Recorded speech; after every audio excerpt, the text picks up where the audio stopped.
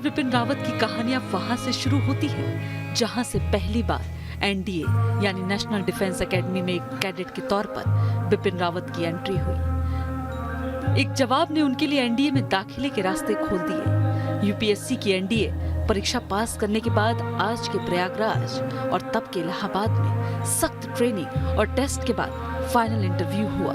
एक brigadier rank के अधिकारी इंटरव्यू ले रहे थे। उन्होंने बिपिन रावत से सवाल किया कि अगर ट्रैकिंग पर आपको कोई एक चीज ले जानी हो तो क्या ले जाएंगे। इस सवाल का जवाब बिपिन रावत ने दिया और कहा कि वो अपने साथ माचिस की एक डिब्बी रखेंगे। इसके पीछे जनरल बिपिन रावत की दलील थी कि एक माचिस की डिब्बी बड़े काम की साबित हो सकती थी और यही एक जवाब बिपिन रावत के लिए एनडीए में एंट्री की चाबी बन गया। एक और वाक्य है जो आर्मी के सख्त डिसिप्लिन से जुड़ा है। तब general Bipin Rawat army chief हुआ करते थे। जनरल रावत को एक बार रात को अपने दोस्त के घर जाना था। उनका दोस्त भी आर्मी में ही था। रात करीब 11 बजे जनरल रावत अपनी पत्नी मधुलिका रावत के साथ सिविल ड्रेस में अपने दोस्त से मिलने कैंटोनमेंट पहुंचे। वो अपनी पर्सनल गाड़ी में थे, लेकिन कैंटोनमेंट के गेट पर खड़े प्रहरी ने उनकी गाड़ी को रोक दिया। जनरल बिपिन रावत ने प्रहरी को अपना परिचय दिया, लेकिन गार्ड ने जनरल को बिना पहचान के कैंटोनमेंट में जाने नहीं दिया। गार्ड ने जनरल बिपिन रावत को अपने दोस्त को बुलाने को कहा। आखिरकार जनरल के दोस्त ने गेट पर आकर उन्हें रिसीव किया। ये कहानी खुद जनरल बिपिन रावत ने बताई थी, जिसमें सेना और सैन्य प्रहरी के कठोर अनुशासन की उन्होंने तारीफ की थी। अनुशासन से ही जुड़ी एक और कहानी जनरल रावत के स्कूल के दिनों की है। जनरल ने अपनी यादों को शेयर करते हुए एक प्रोग्राम में उन्होंने बताया था कि कई बार वो और उनके दोस्त नहाने से बचने की कोशिश करते थे। जनरल बिपिन रावत ने बताया था कि हम बीमार होते थे, लेकिन स्कूल में जो सिस्टर रहती थी वो नहाने का इंतजार करती थी। हम कई बार बचने की कोशिश करते थे, लेकिन बच नहीं पाते थे। ये स्कूल का अनुशासन ही था जिसने आज इस मुकाम तक पहुंचाया। स्कूल और फिर एनडीए में मिले ऐसे ही कठोर अनुशासन ने जनरल बिपिन रावत को सेना के लिए तैयार किया। बचपन से ही सेना में जाने का सपना संजोए बिपिन रावत सेना के कठोर अनुशासन को सीख रहे थे। फिर वो दिन भी आया जब आईएमए से उन्हें सॉर्ड ऑफ ऑनर मिला।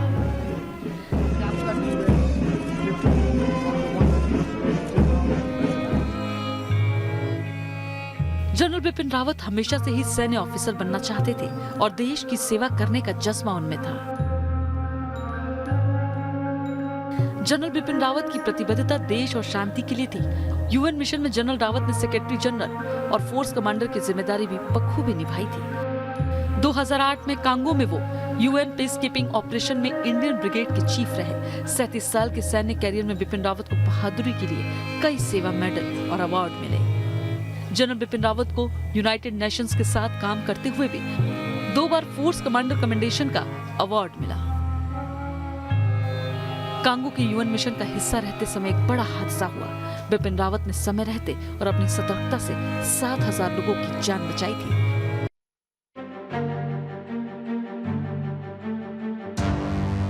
महीना था जनवरी का और वो साल था 1969, जब बिपिन रावत की पहली पोस्टिंग मिजोरम में हुई। इसके बाद मेजर रहते हुए उन्होंने उरी में कंपनी को लीड किया। कर्नल रहते हुए वो एलएसी के किबुत्स और ब्रिगेडियर रहते हुए कश्मीर के बेहद संवेदनशील सोपोर में आतंकियों के खिलाफ ऑपरेशन बिपिन रावत लीड करते रहे। कश्मीर में आतंकियों के खिलाफ ऑपरेशन ऑल आउट के सूत्रधार जनरल बिपिन रावत थे। आतंक को जड़ से उखाड़ फेंकने का शिव संकल्प जनरल बिपिन रावत ने ऐसा लिया कि जल्द ही दहशतगर्दों को समझ आ गया कि हिंदुस्तान की सरजमी पर कदम रखने का मतलब है मौत।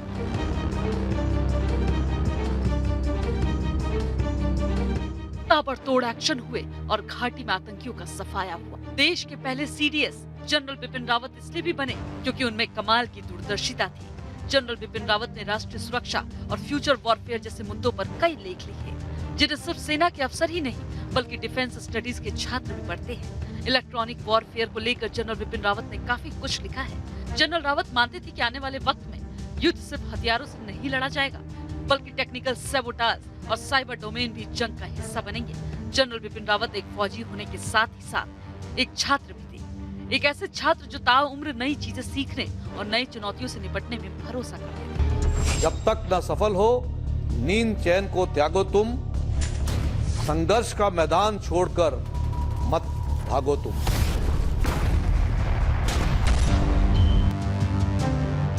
अब से करीब 43 साल पहले 1978 में इसी सर्द दिसंबर के महीने में 16 तारीख के दिन बिपिन रावत ने देश के लिए मर मिटने की कसम खाई थी। सेना में इन 4 दशक से भी लंबे सफर के दौरान जनरल बिपिन रावत ने न सिर्फ देश की सुरक्षा की जिम्मेदारी को पूरा किया, बल्कि अपनी मेहनत और काबिलियत से वो मुकाम भी हासिल किया जो आज से पहले किसी को नहीं मिला। जनरल रावत ने अपने कैरियर के दौरान अपने साथियों का भरोसा तो जीता ही, देश के नागरिकों का दिल जीतने में भी कभी पीछे नहीं रहे। यही वजह है कि 2016 में 2 सीनियर अफसरों के बावजूद उन्हें तरजीह दी गई और सेना के सर्वोच्च पद से सम्मानित कर आर्मी चीफ बनाया गया। हम जनता के साथ रहेंगे, पहले भी रहते थे, बल्कि हमारा जो मेल मिलाप जनता के साथ 70 और 80 के दशक में था, वह वहाँ पे जानकारी से जाइए, वहाँ पता करिए किस तरह का हमारा मेल मिलाप था वहाँ के आवाम के साथ। हम उस समय भी वहाँ पे तैनात थे, बड़े अच्छी तरह से हमारी आवाम के साथ मेल मिलाप हमारा रहता था, और उस तरह का मेल मिलाप दोबारा अगर होना शुरू हो गया तो बहुत अच्छा रहेगा। उस समय हम बगैर बंदूक के मिलते थे, अगर हम दोबारा बगैर बंदूक के मिल सकते हैं। अगर देश के 27वें आर्मी चीफ रहे जनरल बिपिन रावत को ऊंचाई वाले इलाकों में लड़ने और काउंटर इमरजेंसी यानी जवाबी कार्रवाई का विशेषज्ञ माना जाता था। उन्होंने फौज में कठोर फैसले लेने वाला मुखिया माना जाता था, लेकिन देश के तमाम मुद्दों पर जिस तरह से वो मीडिया से मुखातिब होते थे और जो बयान देते थे, उससे आम जनता के बीच उनकी छवि एक मुखर और बेखौफ सेना प्रमुख की रही। बारामूला और कश्मीर के जो बच्चे हैं उनको हम ये दर्शाना चाहते हैं कि जब वो कश्मीर के बाहर निकलते हैं तो हालात कितने सुधरे हुए हैं, और यही हालात कश्मीर में भी हो सकते हैं अगर वहाँ पे जो कार्रवाई चल रही है, जो दहशतगर्दी चल रही है, उसको अगर बंद कर दिया जाए तो कश्मीर भी दिल्ली जैसा बन जाएगा, बल्कि ये और बेहतर हो जाएगा। तो बच्चों को हमारा सिर्फ ये संदेश देना है कि जो कार्रवाई पत्थरबाजी की, आतंकवाद की जो कार्रवाई चल रही है, इसको अब बंद किया जाए और कश्मीर की प्रगति और डेवलपमेंट की ओर ध्यान दिया जाए। दिल्ली में जिस तरह से लोग देखते हैं कहीं आर्मी तैनात नहीं है, कहीं बंकर नहीं लगे हैं, तो इस तरह से आर्मी भी वहाँ तैनात नहीं होंगी, बंकर भी निकल जाएंगे। ये सब तभी हो सकेगा अगर जो दहशत का जो माहौल वहाँ पर चल रहा है, इसको बंद करने में हमारे जो बच्चे हैं, इनके वालिद वालिदैन जो हैं, वो हमारी सहायता और मदद करें। सेना में रहते हुए जनरल बिपिन रावत की छवि दूसरों से हट कर रही। वो जनता से जुड़े मुद्दों पर खुलकर अपनी बात करते थे और देश की जनता ने उनके इस अंदाज की जमकर तारीफ की। It is not that the religion is bad, but the manner in which it is being interpreted, for whatever reason, is what is affecting the people who listen to such messages, people who sometimes get carried away and swayed by such messages. I think it is important that we have preachers who convey the correct meaning of Islam in whatever fame, in whatever form it was written by those who wanted Islam to be preached in proper manner. General Bipin Rawat के अंदाज से मौजूदा मोदी सरकार वाकिफ। यही वजह है कि जब मोदी सरकार ने जम्मू कश्मीर से धारा 370 हटाने का फैसला किया तो उस वक्त सेना प्रमुख के पद पर तैनात जनरल बिपिन रावत को भी अहम भूमिका दी गई। उन्हें जम्मू कश्मीर और दिल्ली के बीच तालमेल कायम करना था और उन्होंने वो भूमिका बखूबी निभाई। जम्मू कश्मीर की जो जनता है उनको ये समझना जरूरी है कि जो भी कुछ हो रहा है वो उनके फायदे के लिए हो रहा है। जब सरकार ने कुछ निर्देश दिए हैं वहाँ पे 370 को हटाया गया है, इससे क्या है, जम्मू कश्मीर को भारत का एक अभिन्न अंग बनाने के लिए ये सब कार्रवाई की गई है, क्योंकि वो हमारे ही देश के लोग हैं, वो हमारे ही देश का प्रांत है और इसके लिए जरूरी था कि इस तरह की कार्रवाई की जाए।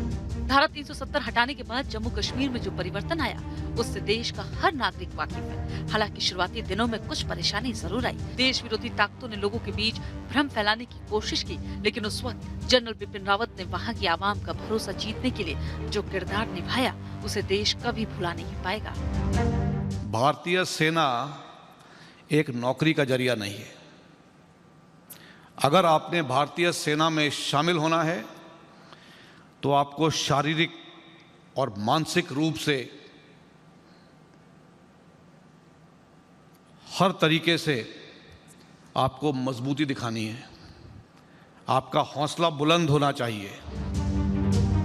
जनरल बिपिन रावत देश के बड़े पद पर तैनात होने के बावजूद लोगों के दिलों में अलग जगह बना लेते थे। 10 सितंबर 2017 की इस तस्वीर को कौन भूल सकता है, जब जनरल रावत ने वीर अब्दुल अमीर की पत्नी रसलून बीबी को सैल्यूट किया और फिर उनके पैर छूकर आशीर्वाद लिए। ऐसा शायद पहला मौका था जब किसी आर्मी चीफ ने सार्वजनिक सभा में किसी के पैर छूकर आशीर्वाद लिए थे। इस दौरान जनरल रावत ने कहा था कि रसलून बीबी उनकी मां की तरह है। उन्हें लगा जैसे वो अपनी मां का सत्कार कर रहे हैं। सेना के सबसे बड़े पद पर रहने के बावजूद भी उनका विनम्र स्वभाव और जनता के लिए उनका सेवा भाव ही है देश के सबसे बड़े फौजी को अपने परिवार की तरह याद कर रहा है।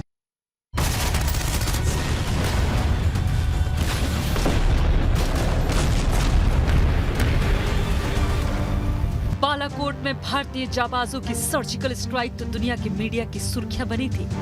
दहशतगर्दों को जहन्नुम भेजने का mega operation. General Bipin Rawat के बुलंद इरादों ने बालाकोट एयर स्ट्राइक की भूमिका लिखी थी, जिसमें पीओके में आतंकियों की कब्र खोद दी गई। जनरल रावत के सेना प्रमुख रहते हुए हिंदुस्तान के वायुवीरों ने बालाकोट में आतंकियों के ठिकाने पर आसमान से बमों की बारिश कर नगरोटा आतंकी हमले का बदला लिया था। हालांकि ऑपरेशन भारतीय वायुसेना ने अंजाम दिया था, लेकिन उस वक्त पाकिस्तान की हर चाल पर भारतीय सेना की नजर थी। रणनीति सीधी थी, पाकिस्तान आर्मी को सीमा पर एंगेज करना और फिर एयर स्ट्राइक कर दुश्मन को चौंका देना।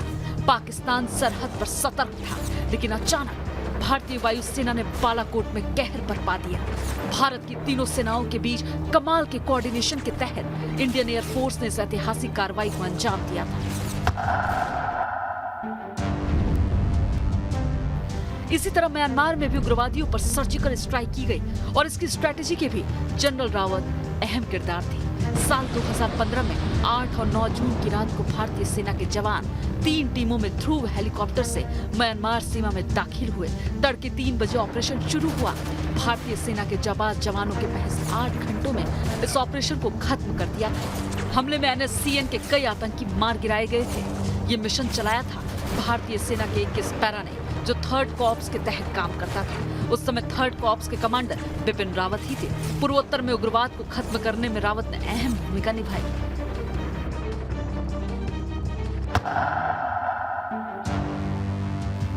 बहुत कम लोग जानते हैं कि कश्मीर की फॉरवर्ड पोस्ट पर लेफ्टिनेंट के तौर पर तैनाती के दौरान जनरल रावत जख्मी भी हुए थे। वो साल था 1978 का। तब लेफ्टिनेंट रावत सीमा चौकी पर डटे थे कि अचानक पाकिस्तान ने भारी गोलीबारी कर दी। एक इंटरव्यू में जनरल रावत ने बताया था कि पाकिस्तान से हम पर भारी गोलाबारी होने लगी। एक गोली मेरे टखने में लगी और एक कील मेरे दाहिने हाथ को छूकर निकल गई। पहाड़ों की तरह ही चट्टानी इरादों वाला ये जनरल फक्र से कहता था, मैं पहाड़ी हूँ, इतनी सी घटना में मरने वाला नहीं हूँ। खुद से ज्यादा भरोसा जाबाज जनरल को अपनी मिट्टी और पानी पर था।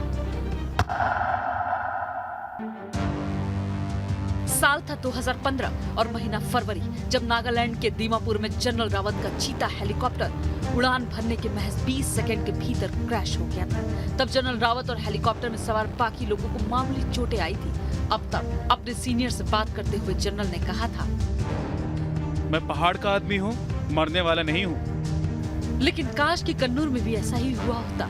इस बार पहाड़ से ऊंचे हौसले वाले जनरल के साथ नियति ने कायराना खेल खेला।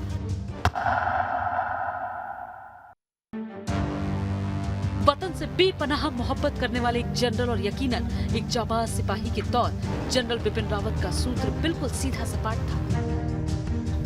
नाम, नमक, निशान, वफादारी और इज्जत। जनरल कहते थे कि इन 5 शब्दों पर, इन 5 तत्वों से एक सैनिक की नींव जोड़ी जाती है। ये 5 शब्द इतनी गहराई से उसके दिमाग में बिठा दिए जाते हैं कि जब भी उसे किसी कर्तव्य का पालन करना होता है, वो इन 5 सूत्रों को अपने जहन में रखता है। जनरल रावत कहते थे कि जब तक हिंदुस्तान के जाबाज सैनिक इन 5 शब्दों पर अमल करते रहेंगे, तब तक दुश्मन की तबाही तय है। भारतीय सेना उसका नाश कर देगी, वो चाहे कितना भी बलशाली हो। जनरल बिपिन रावत एक फौजी होने के साथ ही साथ एक छात्र भी थे। एक ऐसे छात्र जो ताउम्र नई चीजें सीखने और नई चुनौतियों से निपटने में भरोसा करते थे। जनरल रावत सिर्फ फौज के ऑपरेशंस ही नहीं, बल्कि फौज की जरूरतों को भी उतना ही जरूरी समझते थे। यही वजह है कि बतौर आर्मी चीफ और फिर बतौर सीडीएस जनरल रावत ने मेक इन इंडिया हथियारों पर लगातार जोर दिया।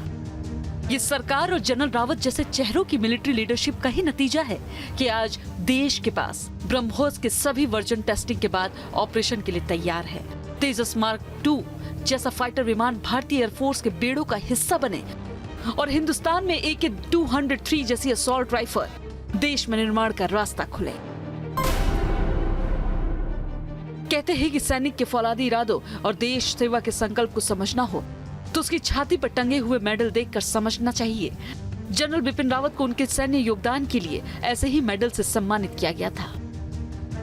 परम विशिष्ट सेवा मेडल, उत्तम युद्ध सेवा मेडल, अति विशिष्ट सेवा मेडल, युद्ध सेवा मेडल, सेना मेडल, विशिष्ट सेवा मेडल, वुंड मेडल, सामान्य सेवा medal, special service medal, operation पराक्रम मेडल, सैन्य सेवा medal, high altitude service medal, विदेश सेवा मेडल, आजादी की 50वीं वर्षगांठ पदक, 30 साल सेवा मेडल, 20 साल सेवा मेडल, 9 साल सेवा मेडल, संयुक्त राष्ट्र शांति स्थापन।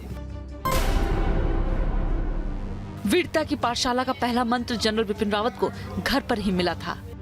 पिता लक्ष्मण सिंह भी सेना में अफसर थे। इसके साथ ही उनका परिवार कई पीढ़ियों से भारतीय सेना में अपनी सेवाएं दे रहा है।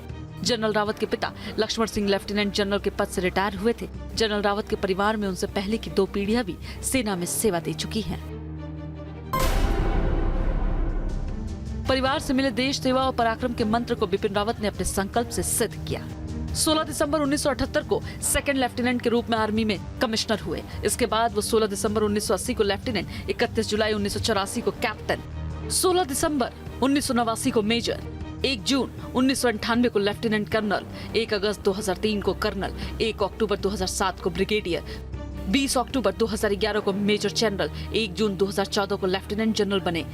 उनकी नेतृत्व क्षमता और सटीक प्लानिंग को देखते हुए उन्हें 1 जनवरी 2017 को आर्मी का चीफ बनाया गया। लेकिन उनके कैरियर में सबसे बड़ा उछाल तब आया जब 31 दिसंबर 2019 को उन्हें देश के पहले चीफ ऑफ डिफेंस स्टाफ की जिम्मेदारी दी गई।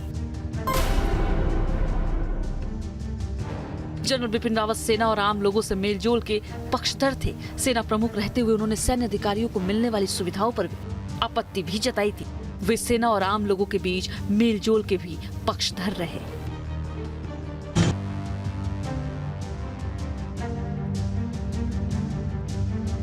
जम्मू कश्मीर के उरी में स्थित सेना के ब्रिगेड हेडक्वार्टर पर कुछ आतंकियों ने हमला कर दिया था। इस हमले में 19 सैनिक शहीद हो गए थे और करीब 30 सैनिक जख्मी हुए थे।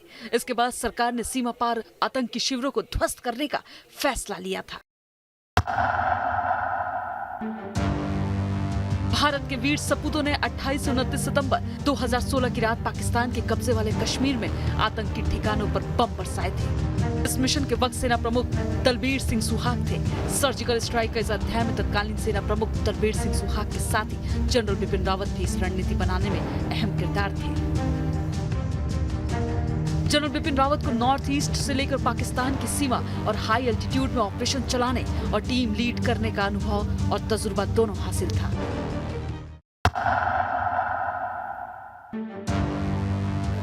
भारतीय सेना के चीफ रहते हुए जनरल बिपिन रावत ने चीन और पाकिस्तान दोनों को कड़ा संदेश दिया। जाबाज जनरल की जबरदस्त लीडरशिप की दास्तान कुछ ऐसी रही। जनवरी 1979 में मिजोरम में पहली पोस्टिंग, मेजर रहते हुए उरी में कंपनी को लीड किया, कर्नल रहते हुए LAC के किबुती में तैनाती, ब्रिगेडियर रहते हुए सुपोर में ऑपरेशन, 2015 में म्यांमार में surgical strike.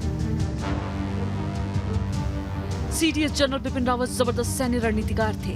General Bipin Rawat के इस अंदाज से मौजूदा मोदी सरकार वाकिफ थी। यही वजह है कि जब मोदी सरकार ने जम्मू कश्मीर से धारा 370 हटाने का फैसला किया तो उस वक्त सेना प्रमुख के पद पर तैनात जनरल बिपिन रावत को भी अहम भूमिका दी गई। उन्हें